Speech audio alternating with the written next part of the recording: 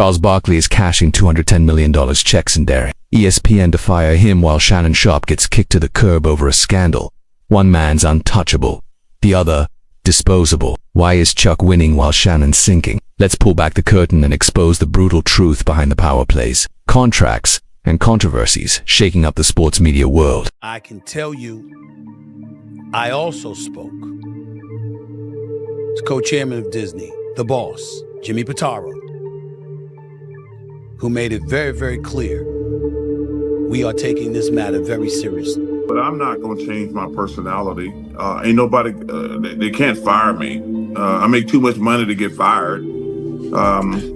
So they can't fire me. Charles Barkley is tearing up the rulebook at ESPN, and Shannon Sharpe can't stand it. Chuck's out here flexing a fat $210 million deal, doing whatever he wants while brushing off extra appearances like they're nothing. He's even daring ESPN to fire him while Shannon's stuck watching it all, cut from the same network after that scandal. Shannon's heated, calling out ESPN for letting Barkley slide. Meanwhile, he's tangled up in lawsuits, dealing with strict morality clauses, and a boss breathing down his neck every day. But Chuck, he's not worried one bit. He's throwing shade back at Shannon, showing him exactly where he stands and letting him know who's really in control behind those closed doors. Why does Charles get a free ride while Shannon got tossed out? Let's break it down. Charles recently dropped some wild comments on Outkick with Dan Dykich, sending shots at ESPN while collecting their checks. He straight up said he's not talking about the Lakers even if ESPN's signing his paychecks, and they can either deal with it or leave. Different radio national shows, and I said I don't want to talk about LeBron James every freaking day, or Brett Favre, or Aaron Rodgers, or all the bullshit you got to talk about. I don't want to do that every day. Now you're going to ESPN, and you've been critical of ESPN, particularly their coverage of the Lakers. What are your thoughts as this is your last season heading over? Yeah, Dan, I'm not going to change. I'm going to do what I want to do. Nobody's going to tell me what to say or what to do. I thought I get upset. They're like the Lakers are contenders. I'm like, no, they're not. No, they're not contenders.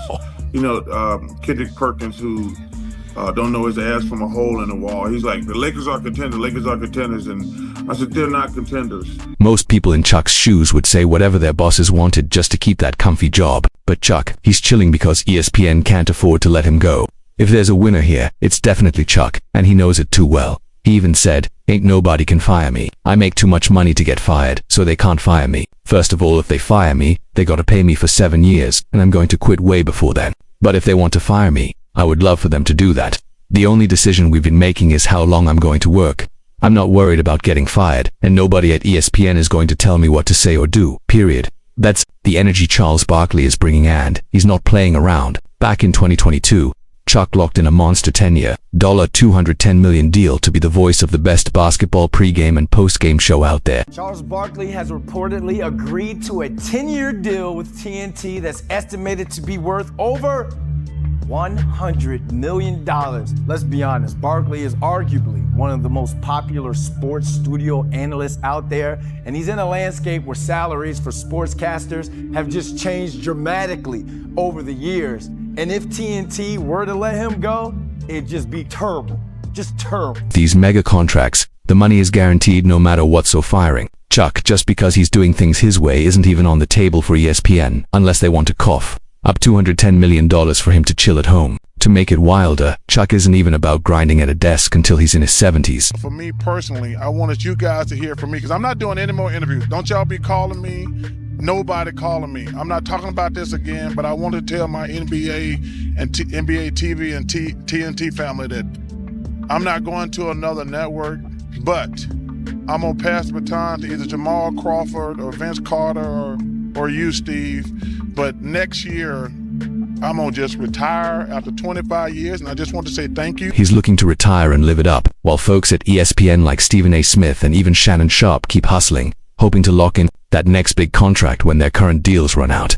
Those guys can't afford to tick off the bosses if they want to keep the checks coming. Earlier this year on NBA TV, Chuck had everyone's jaws dropping when he said, I ain't going nowhere other than TNT, but I have made the decision myself that no matter what happens, next year is going to be my last year on television. And nah, he's not bluffing to squeeze out bigger deals. Chuck already let it slip that he's talked to other networks, but he's not looking to sign with anyone else. You know, there's been a lot of noise around our network the last few months. And I just want to say, I've talked to all the other networks, but I ain't going nowhere.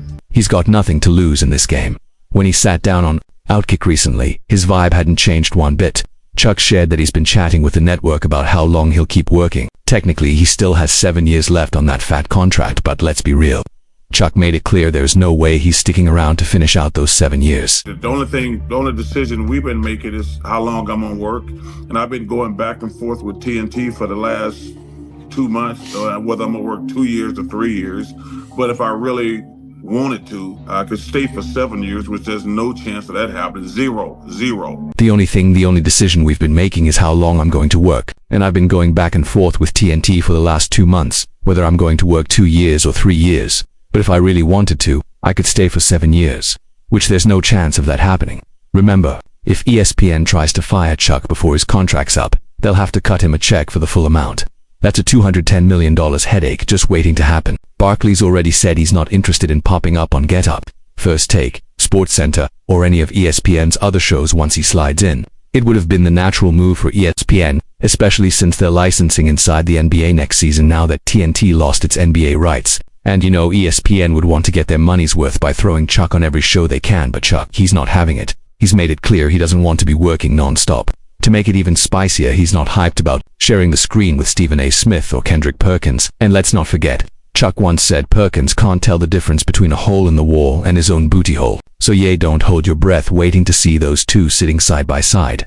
Safe to say Chuck's a handful for ESPN, bending the rules and getting away with it. And if anyone's salty about it, it's Shannon Sharpe. This is the same network that dropped Shannon over a lawsuit. So, you know he's feeling some type of way watching Chuck live life on easy mode. Word on the street is Shannon even had some words ready for Chuck. But before Shannon goes full Karen, he needs to face the truth. They're not on the same level. Chuck's star power is on a different planet, and that's just the reality. According to the New York Times, ESPN might be dropping $6.5 million a year on Shannon just to argue with Stephen A. Smith 2 days a week on First Take. But let's be real. He's not important enough for ESPN to ride with him through a messy, public civil suit involving a woman who's barely old enough to legally drink. And it's not just about star power either. Disney's all about business and they'll protect the bag if it's worth it. In this case, Chuck's worth every penny. Disney doesn't play when it comes to the morality clause in their contracts. It's like a silent trap waiting to snap, allowing them to kick out any talent if their behavior embarrasses the brand or damages its image. Trust those higher-ups know exactly what they're doing. They use vague words like public disrepute, humiliation, or scandal so they can drop people like Shannon whenever they want. And to keep it real, Shannon did mess up big time. Disney didn't just fire him for nothing. The man is 56 and he was out here messing around with a 9-year-old. Let's not forget, Shannon's been in the game for decades. You'd think someone on his team would have told him to have the girl sign an NDA or something. You'd think he would have moved smarter after that Instagram fiasco last year, when the whole internet ended up with a front row seat to his bedroom drama. But nope, let's be honest, Disney's not known for letting scandals blow up under their watch. So of course they handled the problem fast and it looks like it's permanent. According to an insider, Shannon might already be banned from the network. Meanwhile, another source says there's buzz going around that Shannon Sharpe's career at ESPN is done. I reached out to a source close to ESPN production and they told me he's still on First Take Mondays and Tuesdays. So, those days he's missing. Just scheduled days off, nothing more. But it's not looking good for him because even Stephen A. Smith confirmed he had a sit-down with Disney's CEO and the CEO is taking Shannon's scandal very seriously.